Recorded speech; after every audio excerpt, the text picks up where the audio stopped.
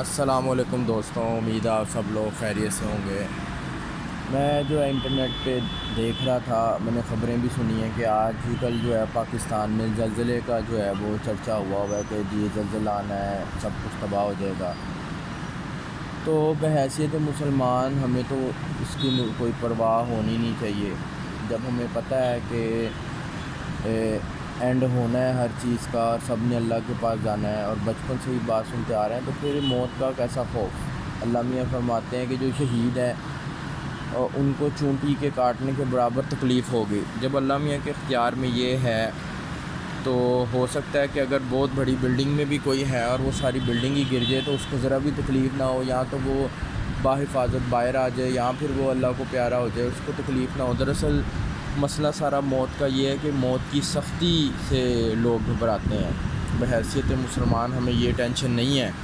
کہ موت آ جانی ہے، ہم تو دنیا میں جو ہے بڑے اچھے رہ رہے ہیں، بیوی بچے ماں باپ بہن بھائی چھوڑنے پڑیں گے۔ میرا نہیں خیال کہ کسی کو اس کی ٹینشن ہے۔ جو اصل ٹینشن ہے وہ ایک تو موت کی سختی، جو کہ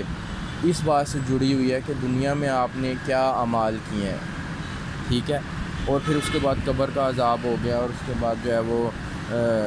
جہنم اور جنت کا جو معاملہ ہے، یہ سب چیزیں ہمیں پریشان کرتی ہیں۔ اس دنیا سے چلے جانا، ماں باپ بہن بھائیوں بیوی بچوں کا چھوٹ جانا جو ہے وہ اتنا پریشان نہیں کرتا۔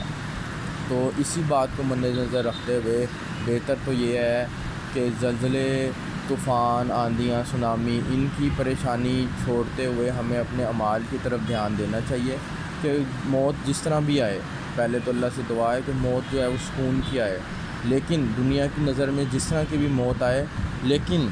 آپ کا ضمیر جو ہو وہ مطمئن ہو، اور بالکل جو جس طرح فرماتے ہیں، ہم نے بچپن میں بھی سنا ہوا ہے کہ جو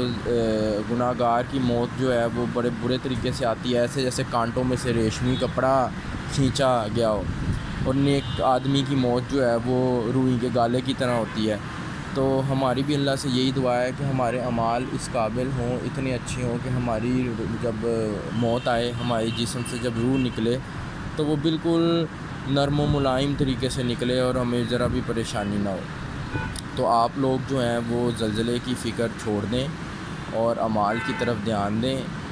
پاکستان میں اس وقت بڑا المیہ زلزلے سے یہ ہے کہ ہر کوئی جو ہے وہ چھری تیز کر کے بیٹھا ہوا ہے اور تیار ہے کہ جیسے ہی اس کے آشکار لگے اس کی گردن پہ وہ پھیر دے۔